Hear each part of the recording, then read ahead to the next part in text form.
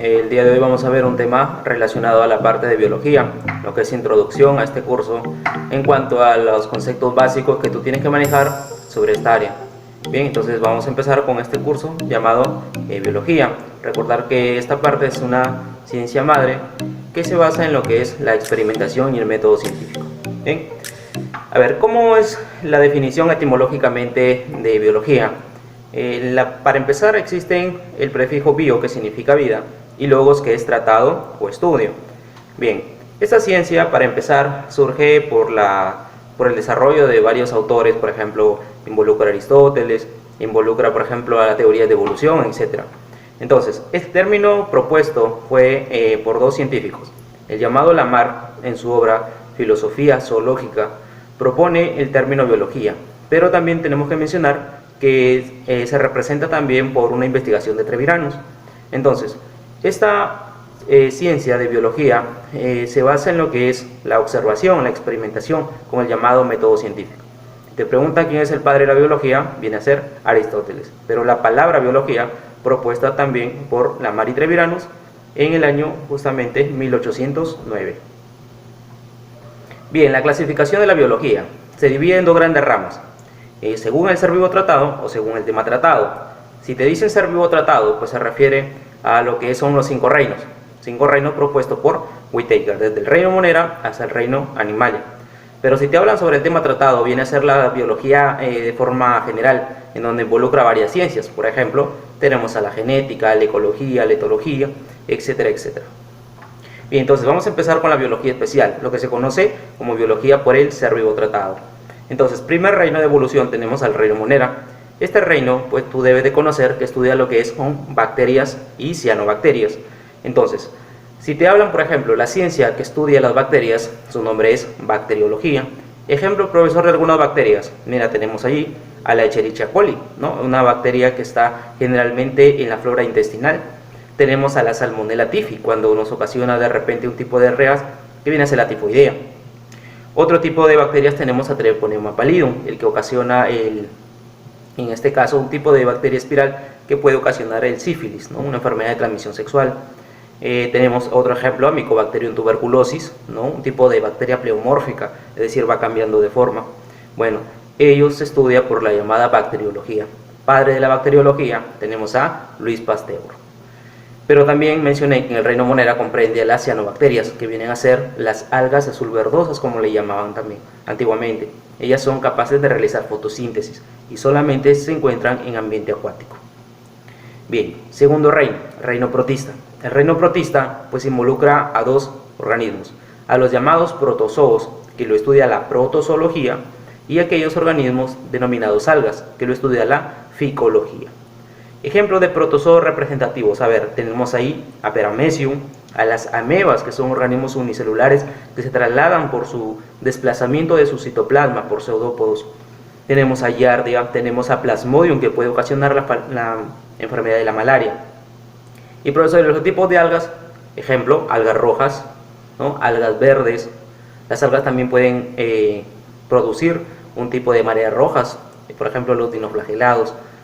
Se conoce también algas doradas. Entonces, todos estos organismos también pertenecen al reino protista. Bien. Tercer reino, al llamado reino fungi. El reino fungi es el reino de los hongos. Pero tener en cuenta algo, ¿qué tipo de hongos encontramos acá? No solamente estos hongos que pueden consumirse. Por ejemplo, acá podemos mencionar a lo que son los mohos, ¿no? También a las levaduras, importante para la panificación, para la producción de cerveza. Tenemos a aquellos que ocasionan enfermedades a las plantas, por ejemplo, los tizones, las royes. Profesor, esas enfermedades de repente ocasionadas por hongos dermatofitos, en la cual le pueden ocasionar un daño en la piel, también sería estudio del reino fungi, ¿no? ¿Cuál es la ciencia que estudia los hongos? No te olvides, en la llamada micología, ¿no? Micología. Bien, cuarto reino de evolución tenemos al reino Plantae. El reino Plantae estudia los vegetales. ¿Cómo se llama la ciencia que estudia los vegetales? La botánica, o también denominada fitología. El prefijo fito significa planta. ¿Quién es el padre de la botánica? Es Teofrasto. Teofrasto de Eresos propone una clasificación de las plantas, ¿correcto? Primero él hizo una investigación en cuanto a lo que es clasificación de arbustos, subarbustos, hierbas, pero como hizo el primer intento de clasificación, se le considera el padre de la botánica. Existen dos tipos de plantas, la llamada botánica criptogámica, que involucra plantas inferiores, y la botánica fanerogámica, que son plantas superiores. Bien, ¿por qué le dicen inferiores? Inferiores porque no tienen semillas, y superiores porque sí presentan semillas. Dentro de la botánica de tipo criptogámica podemos mencionar aquellos, por ejemplo, como los musgos, las hepáticas, ¿no?, que vienen a ser estudiados por una ciencia llamada briología, y los helechos también, que son por otra ciencia llamada teridología. Bien, por otro lado, la botánica fanerogámica, que son las plantas superiores, encontramos a las plantas con semillas, pero si estas semillas están descubiertas, esos óvulos están desnudos, se le llama plantas gimnospermas. También no pueden producir una flor, ejemplo el pino, el ciprés. Pero si hablamos de plantas que producen flores, en la cual su semilla está protegida dentro de un fruto, esos son las angiospermas, ejemplo el algarrobo, el girasol, o de repente la flor nacional, la flor de la cantuta. Bien, reino animal. El reino animal, chicos, estudia por la zoología, y la zoología tiene como padre a Aristóteles. Hay muchas subciencias dentro de la zoología. Mira, por ejemplo, la helmintología, que estudia los gusanos. Gusanos, por ejemplo, aquellos que ocasionan enfermedades, por ejemplo un ascaris, los oxiuros. Tenemos también en la parte de abonos en cuanto a las lombrices de tierra, ellos son gusanos. Ciencia que estudia los gusanos, helmintología. Malacología viene a ser el estudio de los moluscos, por ejemplo un pulpo, un caracol. Si te dicen carcinología, estudia lo que son los crustáceos, langostas, etc. Esos son carcinología. Bien, ¿qué otro tipo de ciencia? La llamada entomología.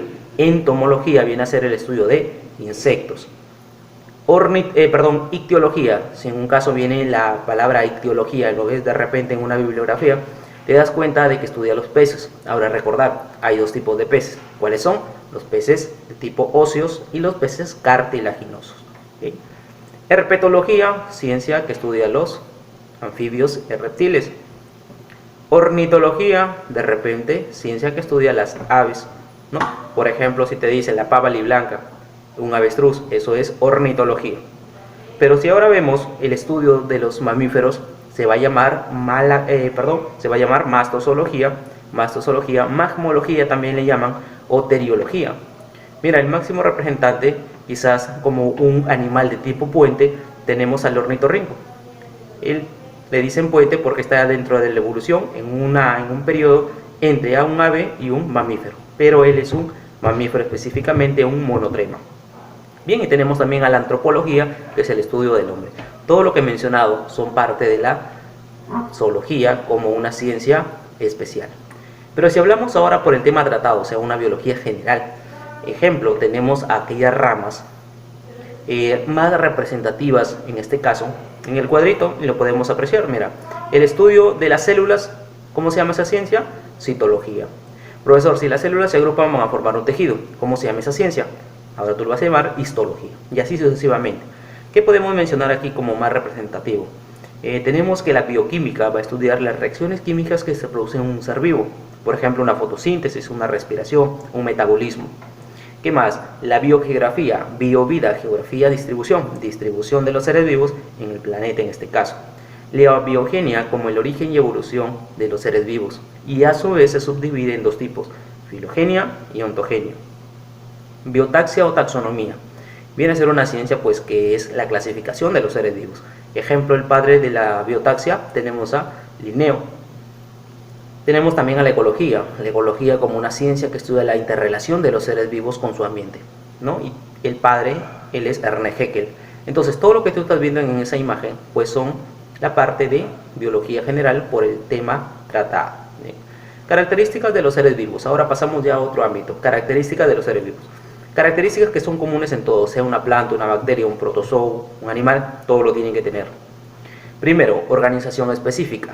¿Qué viene a ser organización específica? Pues que todos los individuos son complejos. Sea una bacteria, sea un hongo, todos son complejos.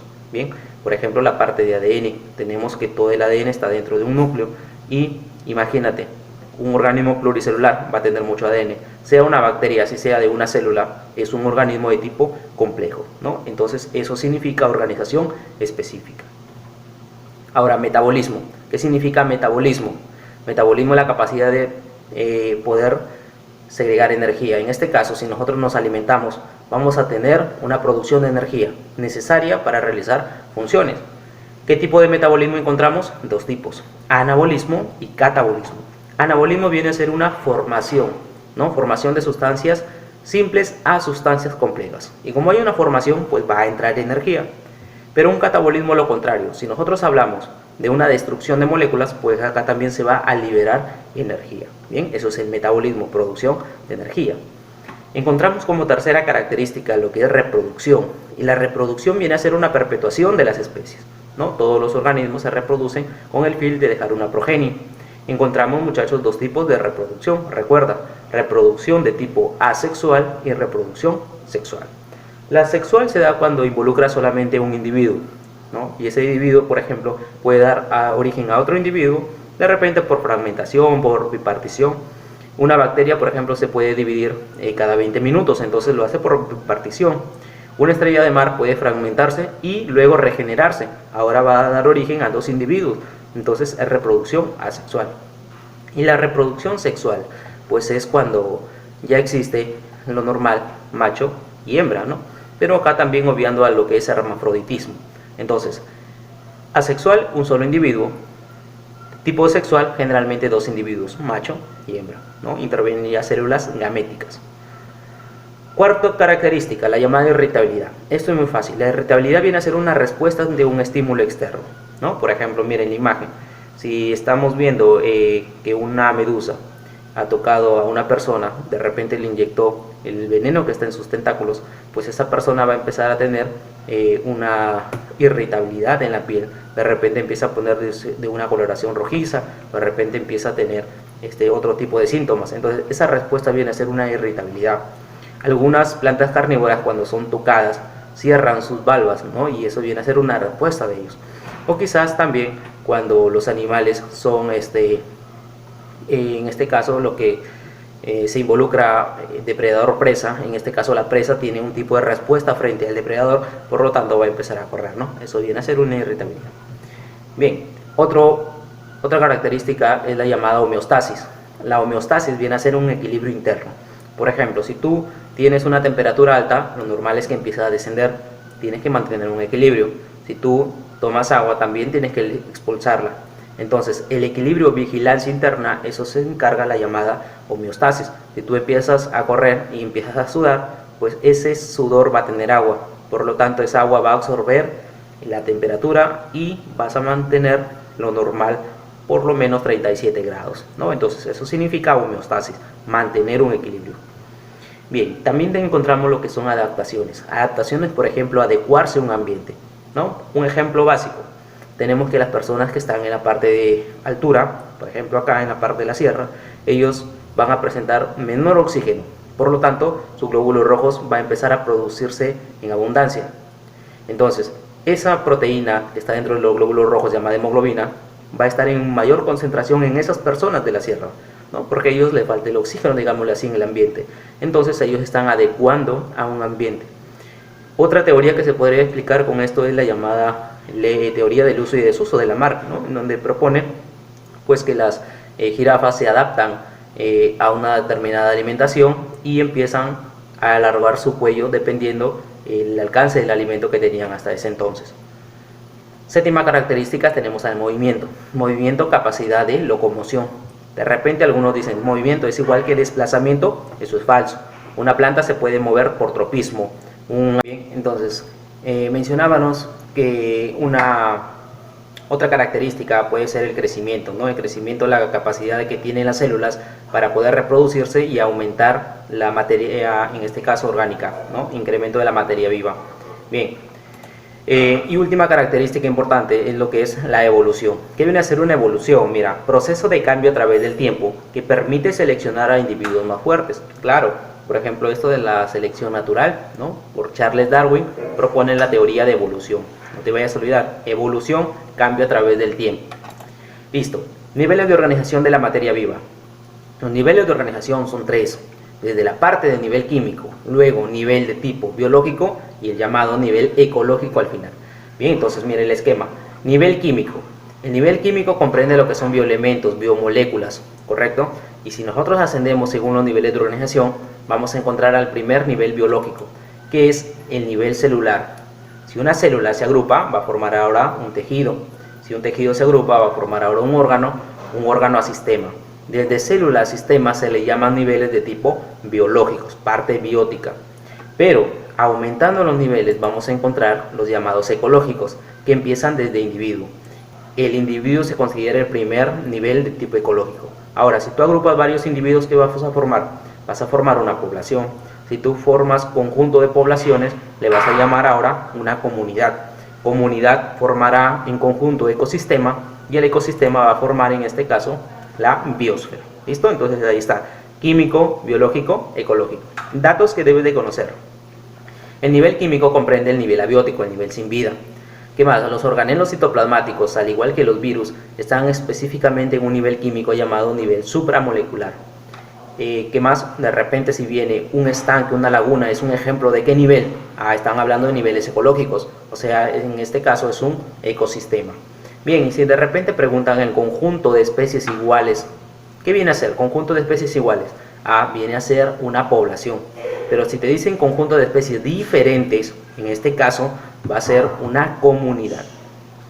Bien, ahí está por ejemplo los niveles de organización, desde la parte de químico, molécula, célula, toda la parte biótica y finalmente la parte de ecología que termina según el prospecto en la biosfera. Listo. La materia viva se clasifica en dos tipos. Puede ser a nivel de tipo bioelementos o también puede ser como una biomolécula. Los bioelementos pueden ser de tipo primarios o secundarios y una biomolécula inorgánicas y orgánicas.